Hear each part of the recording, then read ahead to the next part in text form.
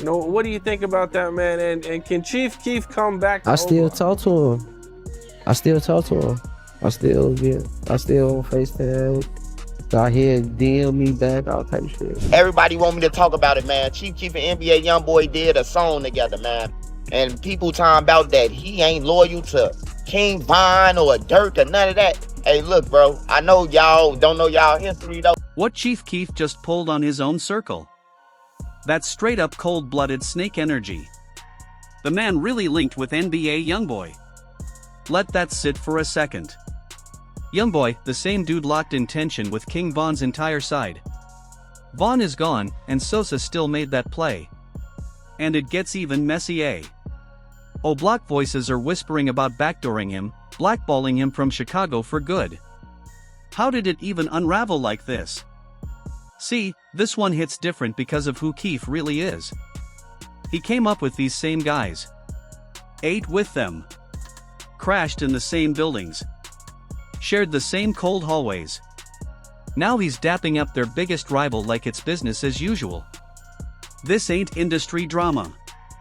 This is about the code, loyalty, and what happens when the bag starts rewriting your memory. But here's what people overlook. Keef wasn't born into mansions and Lambos. He was a shorty out of Parkway Gardens, one of Chicago's most dangerous trenches. Real hitters walked those stairwells daily. Vaughn. T. Roy. The whole lineup was active. No cap in their raps. Keef was just another kid on that block, except something separated him. He could rap. For real, and the energy? It was authentic because he was living it in real time. This wasn't cosplay gangster rap. Keef was catching cases, caught in real shootouts, moving how everybody from that side was moving. Now here's the part folks twist up. Keef leaned more Front Street than Oblock. But Front Street, 300, Oblock, all black disciples. All tied in. Same umbrella. So when people say Oblock, they're talking about that whole alliance sliding together. Then 2012 hit, I Don't Like drops, and overnight, everything flips. A $6 million deal with Interscope Records lands in his lap. Just like that, the kid is out the hood, gone, but fast money comes with fast problems. Keef didn't even get a second to breathe. One minute he's a project teenager, the next he's sitting on millions with the world watching his every move, and this is where it starts turning ugly. The moment Sosa touched that bag, he packed up and relocated straight to LA. No pause. No rearview mirror. And the crew? He didn't move the whole team out of everybody on that block who held him down when he was broke. Who was sliding for him when he had nothing but a name and a dream. Let that really sink in. An entire block that shielded him, fed him, made sure he was straight when the world didn't care. And when he finally caught that golden ticket, the chance to flip not just his life, but everybody's? He left them parked right there. That's exactly how it played out. Ball out made it. Tato made it. But the rest? Still in Chicago. Same blocks. Same danger. Same survival mode, and moves like that? They don't just sting. They build resentment. The deep kind, because from their perspective, the second that Interscope check hit, Sosa switched. The homies back home started seeing a different version of Chief Keef. This wasn't the same shorty splitting the last few dollars, making sure everybody ate, and now he's on Instagram every other day. Flashing racks. Posing in foreign whips. Ice everywhere. Mansion living. Meanwhile, his own people still ducking the same smoke they'd been ducking for years. That's when the fame really started talking louder than loyalty. And let's be real, when you go from nothing to millions overnight, it will change you. Fast. That's human. But how you move after that?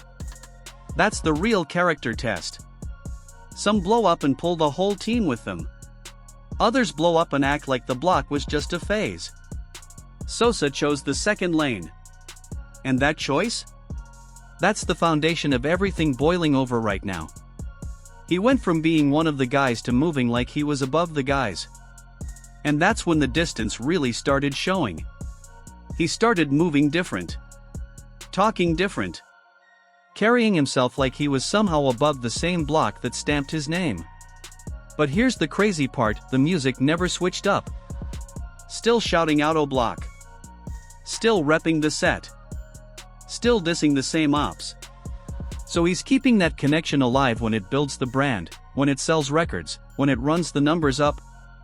But when it's time to actually show up? Ghost. Vanished. And that's what made it look funny.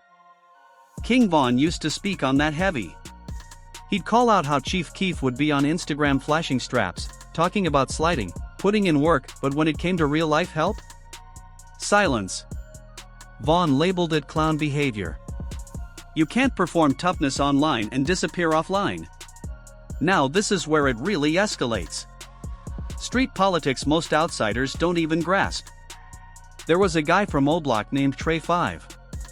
He caught gun charges and got booked. Bond set at $25,000, which means you only need 10% to get him out. That's $2,500. To some people, that's light money. But in the trenches? When you're broke in the projects? $2,500 might as well be a lottery ticket. It's unreachable when you're scraping for survival. So Vaughn, Boss Top, and the rest of Oblock started grinding for it. Robbing. Hustling. Hitting stains. Flipping whatever they could flip. Every play they knew, they ran it. And after all that? Still short. So what do you do when your homie just inked a $6 million deal with Interscope Records? You make the call. Because let's be honest, $2,500 to a man sitting on millions? That's pocket change. That's money you drop on dinner and don't check the receipt. They hit up Sosa like, we family. Same block. Same struggle. This what we supposed to do. And you know what he kept telling them? Yeah, I got y'all. I'ma send it. Just let me handle something real quick. Days turned into weeks. Weeks turned into months. Not a single dollar touched down. Just delays. Just promises. Just I'm about to send it on repeat. Boss Top later broke the whole thing down. Said they gave Keef more than enough time. Their rich homie had the ability to fix it instantly. He just never did. He just wasn't sending it. That's it. No deep excuse. No mystery. So they decided to handle it themselves. And that's when everything went completely left. King Von, Boss Top, and a few other Oblock members made a call. If Sosa wasn't going to help willingly, they'd collect it by force. In their minds, he owed the block. And if he wanted to act brand new? Cool. They'd remind him where he came from. March 27, 2014. They pulled up to the Highland Park home of Chief Keef's manager, the place Sosa was staying at the time. This wasn't a pull-up to talk. It was a home invasion. They forced their way in and started grabbing whatever looked valuable. According to later reports from the Chicago Police Department, Keef's car, designer fits, high-end items, all gone. But then Boss Top did something that had people side-eyeing heavy. He went into Keef's daughter's room. Took some of her clothes. Grabbed detergent. Deodorant. Like, you stealing from a baby now? That's not just anger. That's personal. And it didn't stop there. During the chaos, shots were fired. Somebody ended up in the ICU. Police labeled it a home invasion/attempted murder situation. Boss Top and others were named as suspects. Serious time was on the table if charges stuck. Now watch how Sosa reacted. His manager called the police, which, let's be real, is standard when your house just got invaded. But Keef jumped on Twitter and called his own manager soft for dialing 911. Read that again. He seemed more irritated about the cops being called than about the people who just kicked in his door. Then he tweeted RIP Boss Top and deleted it. That sent the internet into a frenzy. Was he saying you're dead to me? Or did he think Boss Top actually got hit when shots rang out? Nobody knew. It was messy. Confusing. Pure chaos. From that moment on, the relationship between Keef and his block was fractured for good. No patching that up. But it gets even more disrespectful. During the invasion, Bostop snatched Sosa's chain. Not just any chain, his signature piece. The one everybody associated with him. His pride. For months, nobody knew where it ended up, until Lil Durk put it in a diss track. Flat out rapped that Bostop had Keef's chain. Now the whole world knew. Getting your chain taken is already bad in rap culture. Getting it taken by your own people? Worse. Having another rapper broadcast it to millions? That's next level humiliation. Bostop leaned into it, too. Shot a video wearing the chain. Posting pics. Telling Sosa to come back to Oblock if he wanted it.